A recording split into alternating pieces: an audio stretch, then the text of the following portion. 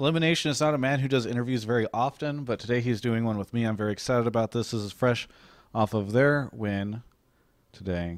LemonNation, what is happening on Cloud9? I mean, this is the question everybody's been asking every Cloud9 member. I'm sure you guys are tired of talking about it, but are you guys back? Like, what's going on? We're not back completely yet.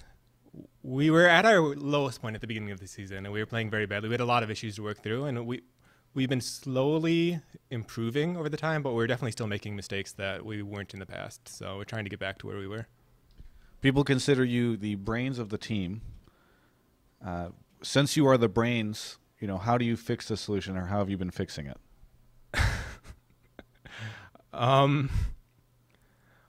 I think particularly we've been a bit behind the meta.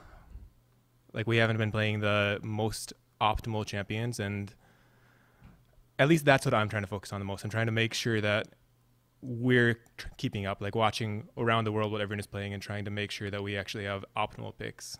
Like, I think in the past we were playing some champions that just weren't working well. Like Cyan, for example, was a champion that it seemed really strong to us, and then it just wasn't really panning out. Do you think that's the solution, to just try to find like the OPs? The reason I ask is because I did an interview yesterday with a member of another team that begins with C, similar to yours, and they were saying that they felt as though, and their struggles in the past was that they were playing champions that were considered good, but not necessarily ones that they were good at. So do you think that it's better to go for like the strong champs over like the ones that you guys are sort of interested in?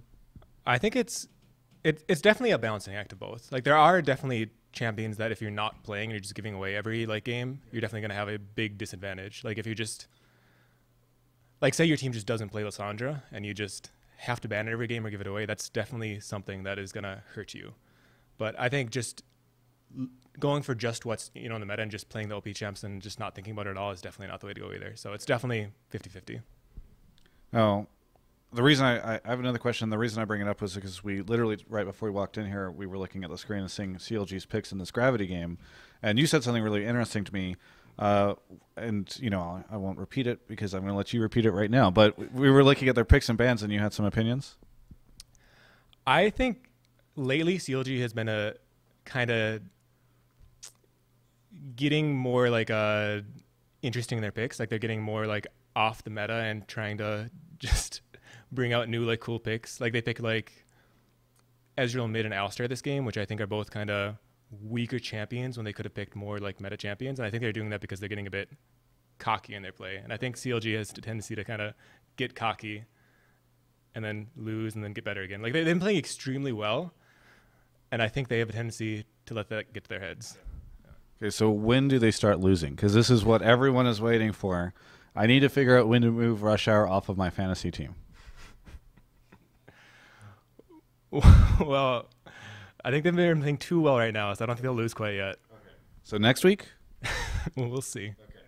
So we're thinking week 4, week 5 is when they start to lose. That's what I'm getting from this, yeah? When they play TSM. Okay. That's when they start losing. All right. Yeah, how is the Cloud9 TSM connection? Because in the past you guys were bedfellows maybe, yeah. And now you guys are split into this kind of long distance relationship.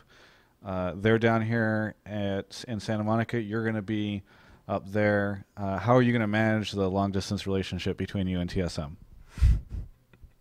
I guess we'll just have to call them every day. Try to keep it going. Yeah. I think having some kind of communication every day is the best way to keep this kind of long-term relationship alive. Yeah. If you just don't talk to them, it's just gonna slowly fizzle out. Okay. So you just maintain that. Is there any kind of way that, because I know you guys like Cloud9 and TSM, pretty intimate. Is there a way that you ever fear that if you don't have the intimacy in the relationship because of the long distance thing, that it'll be an issue? I definitely think that not having the intimacy is a thing that will be an issue. It might cause one of us to, pursue a different team for the kind of more intimate relationship, someone closer to home. Okay. I hope not. Yeah. That'd be kind of sad, but. Yeah. But do you think it would be Cloud9 or TSM that would do that first? Well, we would never do it. Okay. Well, good. So you're just kind of nervous that TSM might get close to like a Dig or a CLG. Yeah, yeah. Well, I'm crossing my fingers for you, buddy. Moving forward, what are your thoughts on generally LCS 2015? Because I was somewhat nervous about some of the changes that they were making to, how many teams were here and that kind of thing. And literally, I just get so excited for LCS on the weekends. I'm curious what your thoughts are of just everything, like the way the games are going, the addition of the different teams, that kind of stuff. I definitely think adding the 2 more teams is a good thing. I think having more is better. The only thing that I dislike is how they're having the last place team automatically get disqualified. I know they're doing that to put like hype. Yeah, and make it so like the actual like games matter a lot more, I guess. But I definitely don't think it's, if you're looking for like the optimal teams to put in, like the best teams, it's not the best way of doing it. I would, if I was doing it, I'd make it so that last place team played a game down on the best challenger team, and then second to last played even, and third to last played a game up. I think that'd be like a good trade-off. Why do you think? What are your concerns with it, or why do you think it's not optimal? What are your concerns with the system? Well, it's just not always the case that the best challenger team is better than the worst LCS team. That's just not always happening. Do you think so? I agree that like the system requires you to accept that like maybe the 11th best team in North America will be in the LCS instead of the 10th best team. But do you think that there's a significant skill gap there, or that will actually affect like the league in a negative way? I mean, the league will still survive. This isn't like gonna destroy the league or anything like that, but it's just not optimal. All right, that's fair. That's fair.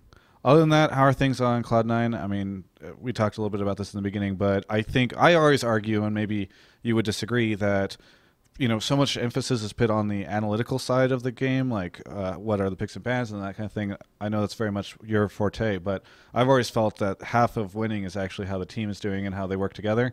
You guys in the past known as this team of friends. This is something that other teams have described as a secret to your success, is that you're all buddies and you can all get along. So what's happening on the other side?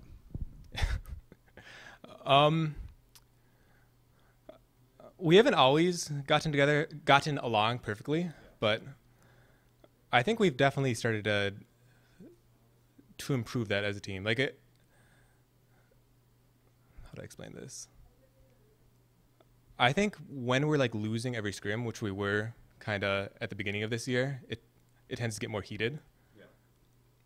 But at least lately, we've started to kind of work through that. We've started to winning half our scrims or something like that. And that feels a lot better than losing like every scrim.